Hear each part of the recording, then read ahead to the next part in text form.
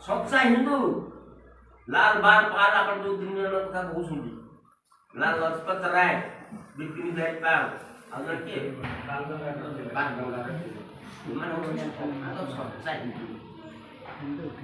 हिंदू धर्मर तथ्य ऊपर हिंदू धर्मर प्रतिष्ठा ऊपर हिंदू धर्मर प्रज्ञा ऊपर हिंदू धर्मर विपत्ता ऊपर से माने ठिया है भारत वर्ष स्वाधीन कर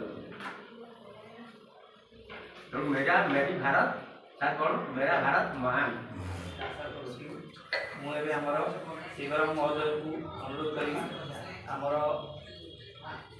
संस्कृति किसी उपदेश आमको देवे से गीता भागवत आमर भारतीय संस्कृति प्रचारक पाला गायक बहुत ज्ञानी आमको किसी संक्षेप मुझे जड़े पाला गायक विशेष पाठ पढ़ी केवल ये पुराण शास्त्र विषय किसी पढ़ी जहाँ किसी जानी ये आम भागवत पढ़ुचु मोटे 3-4 जन बहुत लोक बाबू कहले किसी अभाव हो गला डका डकी डाकबार किसी ना मन जदि थाए मनीष निजे जाकि पहुँची जाए तेणु आम बहुत लोक वयस्क लोक कहूँ समयटा अतिबाहित करूँ आस टे पुण्य कथा शुण हरि कथा टे शुण तेणु टे भागवत जहाँ कही दंडे निमिषे क्षणे रेसे जे नित्य साधु संगे मिसे यहाँ बोली निधि लाभ उद्धवे बोले माधव निधि लाभ हो जाए हरिकथा टी कर्णर कहले एते जे तार महत्व निधि अच्छी ताहा मनीष तो जीवन काल मध्य ऐश्वर्यर अधिकारी हो पार ना आलोक बाबू एक आम घर पशु मुझे चिन्हनी मोर पाला गायकर गुरु होती आर्तबंधु पंडा से तो देहांत है स्वर्गवासी तांकरी आशीर्वाद किसी दिन पाला गाइली शरीर असुस्थ है पाला गाऊनी किंतु मोर पढ़ा शुणा जाना ये सनातन धर्मर नियम कौन एटा कहीं पुराण भागवत गीता लिखाई आर अपोजिट कथा आम बुझिकी आम विगत मानसिक होते एवं नेगेटिव जगह गति करुचे आम कहे धर्म किसी ना आम फल विपरीत पड़ू भगवत गीतार भगवान कृष्ण जहाँ बुझेले 3 प्रकार लोक संसार अच्छा सात्विक राजसिक एवं तामसिक सत्वात संजायते ज्ञान से गीतार कथा ये सात्विक लोक मैंने ज्ञान कथा शुणा भल पाती राजसिक लोक मैंने अर्थ उपार्जन क्षम हो गले मन भारी आनंद अर्थ मिले एवं तामसिक लोक मैंने विभिन्न प्रकार कुष्ठा काम करती आहार विहार ये सब ऊपर विशेष नजर रही है तेणु 3 भाग में विभक्त कर तेणु मनीष रामकृष्ण परमहंस छोटिया कथा कहले 2 प्रकार माछी ए संसार अच्छा देखी तो ना हाँ से माछी मान धर्म कौन ना दले माछी मधु संग्रह करने ए फूल से फूल बुड़ी बुड़ी मधु संग्रह कर गोटाए फेणा मधु संग्रह करती आउ दले माछी केवल विष्टा अन्वेषण करती तेणु आमर महाराज जहाँ कहले मनीष सब जाने मनीष भारी चतुर किंतु स्वार्थ को त्याग कर मनीष किसी करने को चाहे ना तेणु ये संकीर्णतार गंडी भर न बाहर हिंदू धर्म हो सनातन धर्म हो जहाँ हो ये सब गुड़ाक व्यर्थ हो सारा जहाँ बुझेले फाइबर पक्ष दे आर्य सभ्यता तेणु आम भारत वर्षर मूल नाम हूँ आर्यावर्त भागवत कहुई पूर्वर अजनाभ थिला भरतु भारत होइला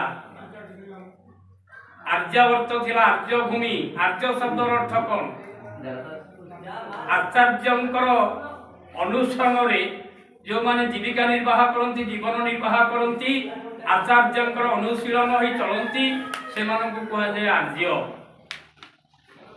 आमर मूल संस्था मनु जहाँ कहले जे आचार्य क्या कहवा आचिनोतिज शास्त्रार्थम आचार स्थापय्यात्तपि स्वयं आचरते दशमान आचार्य तेन कीर्तित।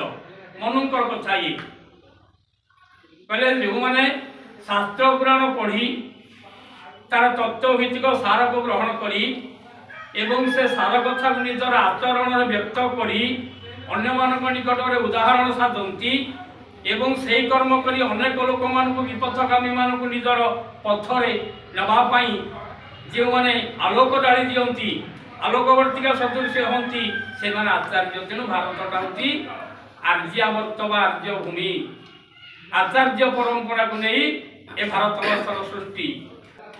मनुष्य माने महापुरुष माने ऋषिमुनि वेदवित् माने पंचदेवता गोटा समाहार गोटा पूजा कर पंचदेव स्तुते गणेश भास्कर विष्णु शिव एवं दुर्गा आम भितर मनमालिन किसी रही मत बहुत हो पारे किंतु धर्म एक।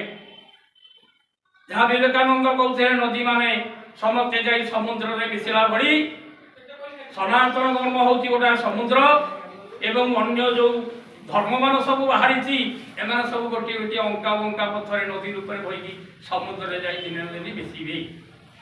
तेणु आना हूँ सनातन धर्म। हिंदू धर्मर अन्य नाम हूँ सनातन धर्म जहाँ शाश्वत चिरंतन। बाबा जहाँ कहले अल्प संख्यक लोक हूँ सनातन जहाँ पूर्वर थिला एबे अच्छी एवं भविष्य परिवर्तित रही तो उत्थान पतन हो पारे। विराट अग्निटा जलुची ताको आमे लिखईदेले किंतु गोटाए छोटिया निया धूल से अग्नि भितर रही जाइए से पिंड किंतु ताको जतबेले आमे खराक जोगेदबा से पुणी तार भयंकर रूप देखईद। विश्व ब्रह्मांड को खाया तो बेसी समय लगभग। तेणु मनुष्य संकीर्णतार गंडी भीतर बाहर देश प्रेम जाति प्रेम एवं भातृप्रेम ये सब वैष्णवमाफिक मनुष्य किसी हो पारनि। तेणु यहाँ हूँ सनातन धर्मर नियम। सनातन धर्म बोलते कौन आम कह बुझे कौन बुझा अहिंसा सत्यम क्रोधम दानमेत चतुष्टयम अजात शत्रु सेवस्व ये सब धर्म सनातन।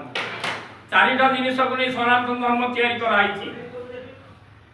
अहिंसा प्रथम अहिंसा को परित्याग कर हिंसा को परित्याग कर अहिंसा धर्म दीक्षित महात्मा गांधी जो गोटे अस्त्र को करी दुर्दांत ब्रिटिश मान को कष्ट सही त्यागपूत जीवन यापन कर चढ़ीदेली।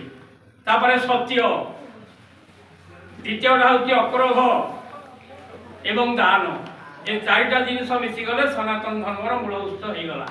आम समस्त आद्यावर्त भारतवर्षर सन्तान।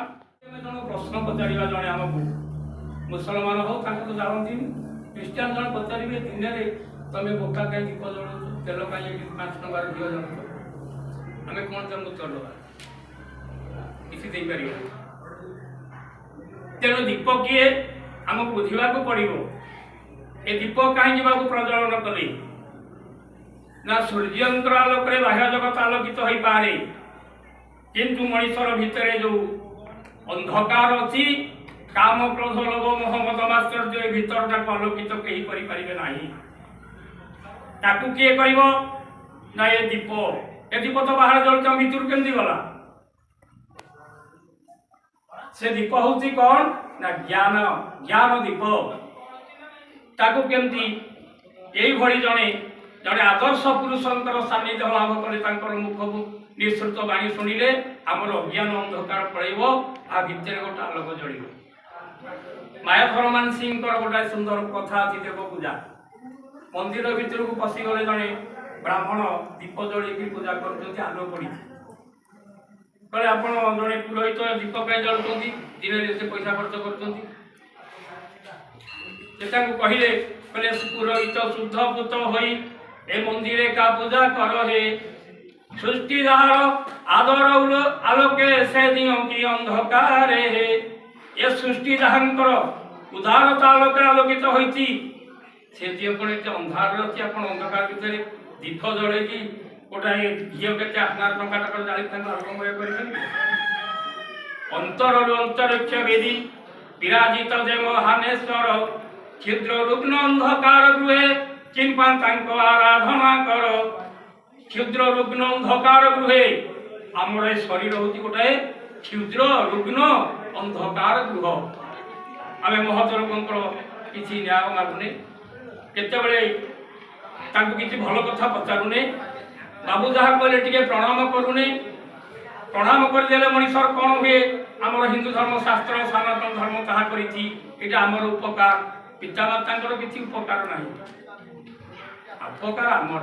ଦୀପ ଜଳିଲେ ଠାକୁରଙ୍କର କିଛି ଉପକାର ନାହିଁ, ଉପକାର ହେଉଛି ଆମର। ଏ ଗୋଟେ ଲକ୍ଷ୍ୟ, ଏଇ ଲକ୍ଷ୍ୟଟାକୁ ହେଇ ଦିନେ ଆମ ଭିତରେ ଜ୍ଞାନର ଦୀପ ଜଳିବ।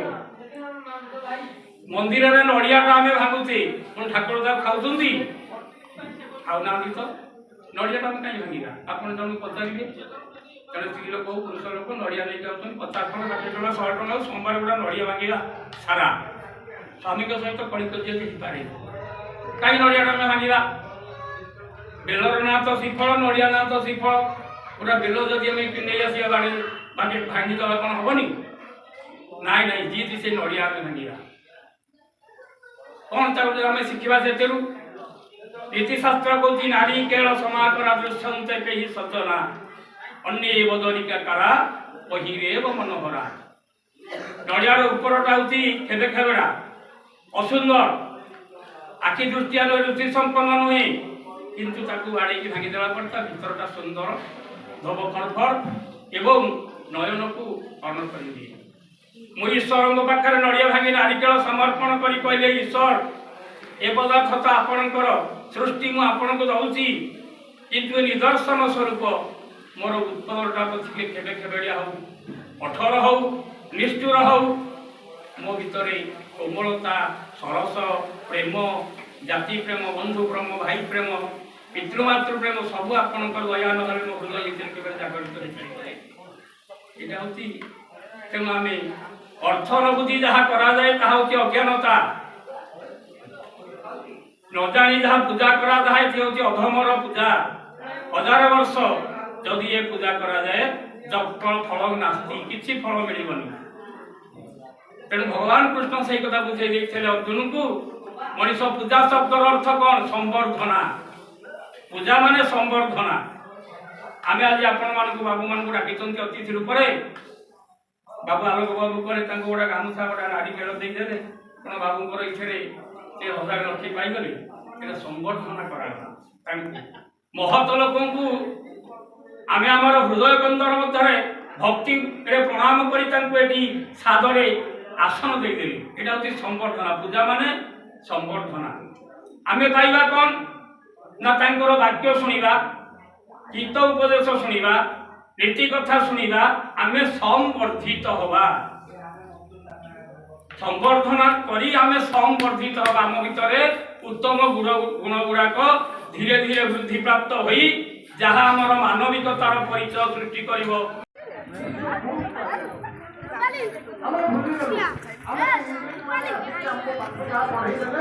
भारत माता की जय।